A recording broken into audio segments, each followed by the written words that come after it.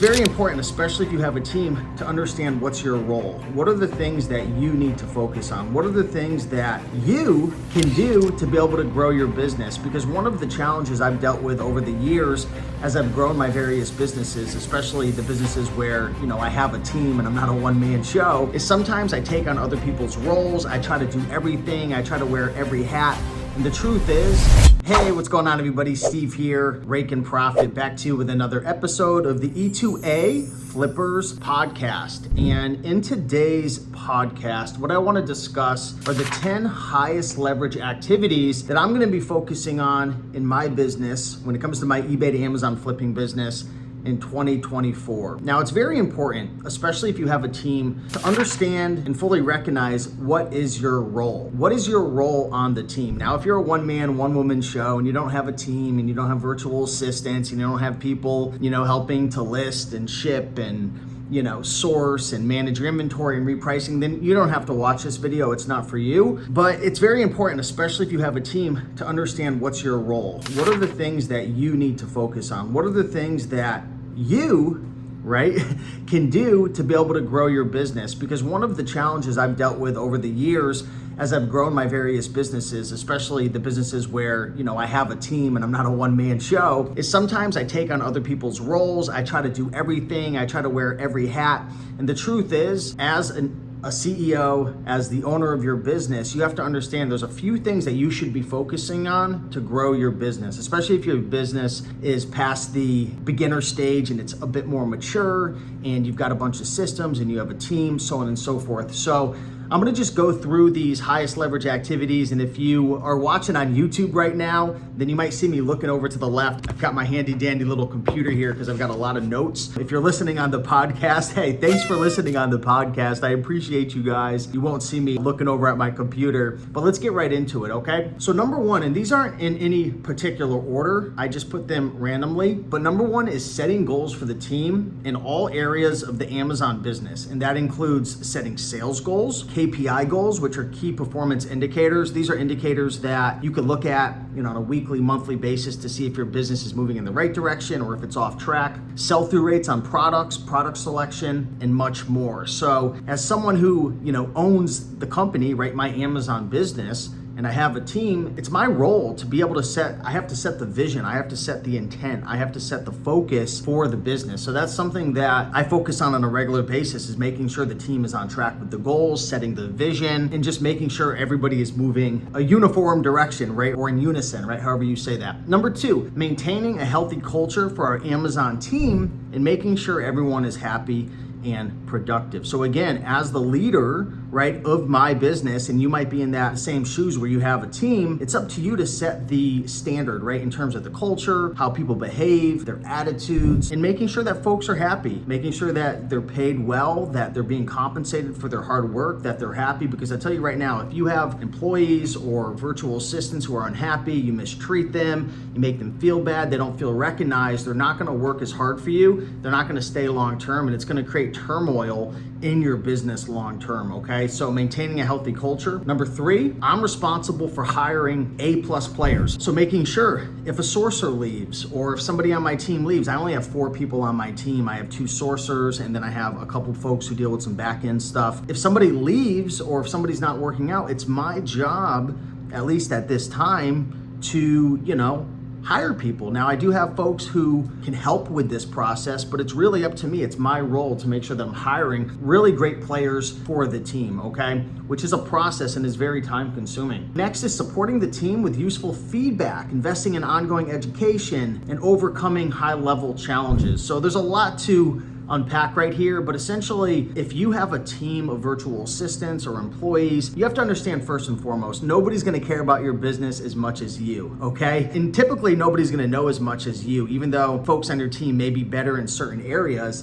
It's up to you to make sure that you course correct and give feedback to your team. So if your sourcers, are making bad buys, or there's different issues that are going on, and excuse the, we've got a FedEx truck coming, so we'll just ignore that. that essentially if there's shortcomings on your team with sourcing or listing or shipping or issues or folks aren't, following different systems and whatnot, it's up to you to give feedback. This is one of the biggest mistakes people make when they're building the team, and they're like, this isn't working. I was better just being a one-man, one-woman show. The problem is you're not keeping up with it. You have to keep up with giving feedback, course correcting, and making sure that you invest in your team, right? So what a lot of my students do is they actually put their virtual assistants through the eBay to Amazon Masterclass. They enroll them in the Virtual Assistant Training Academy, right? They put them into Reselling Freedom. So then you don't have to be as hands-on. You join my programs, which again, I'm not here to convince you to do it, but this is what I do as well. I put my virtual assistants through Reselling Freedom, through the eBay to Amazon Masterclass, through the VA Training Academy, where there's, ongoing weekly coaching and support in a community. But again, you can't just outsource everything to, all the coaching. You still have to make sure that you're there for them and you're helping them and you're giving them feedback. And really, as the leader, as the CEO, you have to make sure that if there's big overarching problems or issues in the business, that you're there to help support the team or find solutions to fix the problem. So that's really one of my main roles in my Amazon business now, as I really step away from doing a lot of the sourcing, listing, and shipping. Next up, ensuring we maintain our SOPs, our standard operating procedures, workflows in the business, and assisting with developing new ones. So again, as you start to, I don't want to say move up the ranks, but as you build a team and you're more, dealing with higher level stuff, it's your responsibility and my responsibility, I guess I should only be speaking for myself, to make sure the team is following our standard operating procedures. We call it in my business the rake-in recipe. You could have your own name, but we have a recipe for success when it comes to our different businesses. Speaking just of our Amazon business, we have a rake-in recipe. We have a recipe kind of like, if you're in a kitchen and you've got certain sequence and ingredients and a recipe to make amazing meatloaf, there's a recipe for getting a result in your Amazon business that maybe is a 40% ROI profit item that flips within 30 days or less. So we have a recipe to help keep our account clean, to flip items fast. And this recipe is not perfect, right? I've only been doing this eBay to Amazon business, this particular model, for 2.5 years. So the recipe is not perfected, right? But we have a recipe that we're following, and it's my job to make sure the team is following that recipe. Next up is identifying problems and challenges with the business and implementing changes if we fall short. So I already mentioned that, but one big tip that I can give everybody is to make sure that you have KPIs. These are key performance indicators, okay? So this could be, an example of that could be how many items did you list and ship. So that could be one KPI that you track each and every week. Another KPI could be your return rate. Another KPI could be the number of items in inventory. So we have a list of 10 to 15 KPIs that we keep track of each and every week. And these are almost like leading indicators. They let us know in advance if these metrics fall from where we want them, then we know that our goals, our outcome goals, are going to be affected in 1, 2, 3, 4 weeks, a month or two. So it's really important to make sure your team is on course, not just with staying busy and doing things, but making sure your KPIs are hit. And this is one of the biggest things that I learned from attending Tony Robbins' Business Mastery event. It talked a whole bunch about this. I would definitely recommend, you don't have to join that event. It was expensive, but go on YouTube and type in, how to create KPIs for my business. And it's really, really important. Another key responsibility for me is building relationships with suppliers, prep centers, and also networking, right? Networking with other Amazon sellers and people in the business to be able to learn, different tips and tricks to be able to optimize the business. Building relationships in business, as corny as it sounds, it is really, really important. Not only from a B2B standpoint, building relationships with prep centers or maybe software providers, but also other sellers, because you don't know what you don't know. And I can tell you right now, I'm not the brightest bulb out there, and there's a lot of different parts of my business that I know I could optimize and improve. And you learn a lot of that from networking with people, attending events. That's a big thing that I want to make sure I continue to focus on. Also, another thing is ensuring our Amazon account stays healthy and implementing systems to mitigate risk with terms of service, legal, and compliance. So as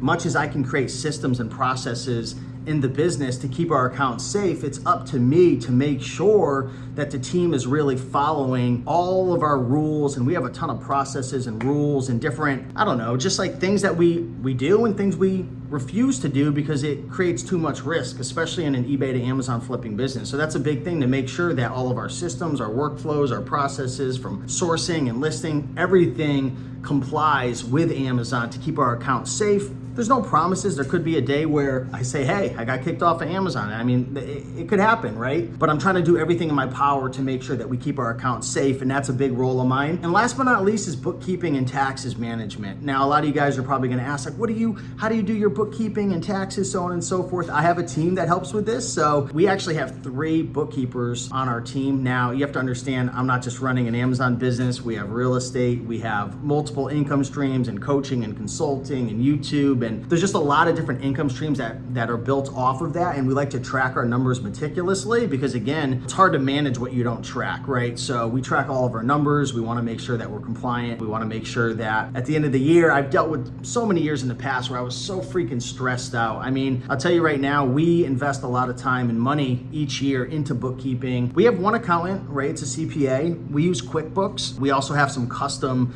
Google Sheets that we create for our own team and for the different parts of the business. But, I'm not the most knowledgeable with this. I mean, I have some videos on my channel that talk about some of the basics, but I have a team that helps with this. But it's really my job and my role to make sure that the team is following, that they're keeping the numbers up to date, and that we're just, making sure that everything's integrated to make sure we comply and we stay up to date with our bookkeeping and taxes. So those are my high leverage activities. You might be thinking, Steve, what about sourcing, and what about listing and shipping and fixing high pricing errors and all that? I've outsourced almost all of that. Now, really, again, at this point in my business, I'm really focused more on a high level basis, I guess you can call it, right? My whole job is to manage this business and to get it working without me. That's a real business. A business is a system. A business is a workflow that happens without you. Now, obviously, you still need to be a part of it to an extent, unless you hire someone to really run the whole operation. But my goal is to spend, 5 hours or less per week in the business, and these are the main things that I'm going to be focused on unless something happens and I have to step in. So hopefully you guys enjoyed this episode. If you did, be sure to go over to the E2A Flippers podcast